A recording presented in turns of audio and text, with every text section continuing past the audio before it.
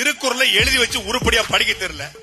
1ஆம் வகுப்புல இருந்து 10ஆம் வகுப்பு வரைக்கும் ஒரே திருக்குறள் தாங்க. முயற்சி திருவினையாக்கும், முயற்சியின் இன்மை புகுத்தி விடும், வகுப்புல இருக்கக்கூடிய கரும் பலகைகளை எழுதி போட்டிருக்கோம். ரொம்ப கஷ்டமான திருக்குறள் இருக்கு, அது கூட வேண்டாம். எளிமையான திருக்குறள், எல்லோரும் சொல்லுகிற திருக்குறள், முயற்சி திருவினையாக்கும், முயற்சியின்மை இளமை புகுத்திடுமா. உன் வாயில நல்லா புகுத்துச்சு இளமைய. இத வாசிக்க தெரியல. இதுக்கு குரலோவிய படைத்தவரே, நடமாடும் அழுவையே, வாழும் வள்ளுவரே. என்ன வாழும் வள்ளுவர்? வாழும் வள்ளுவர் பெத்த மகனுக்கு கத்து கொடுக்கல ஒரு குரலை.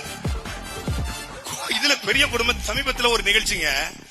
அதுல அவர் மீது நமக்கு பெரிய மரியாதை உண்டுங்க, ஐயாவின் மீது. ஆனா ஒரு ஏஐ டெக்னாலஜி, இது வரைக்கும் ஏஐ டெக்னாலஜி மீது இவ்வளவு கேவலமா நாங்க நினைச்சது இல்ல. ஏஐ டெக்னாலஜி, இந்த பக்கம் ஒரு கவிஞர் வராரு, தமிழ் கவிஞர், இந்த பக்கம் நம்முடைய பாட்டம் வள்ளுவர் வராரு, நடுவுல இவர் வராரு, யாரு? இளமை புகுத்தினவர்.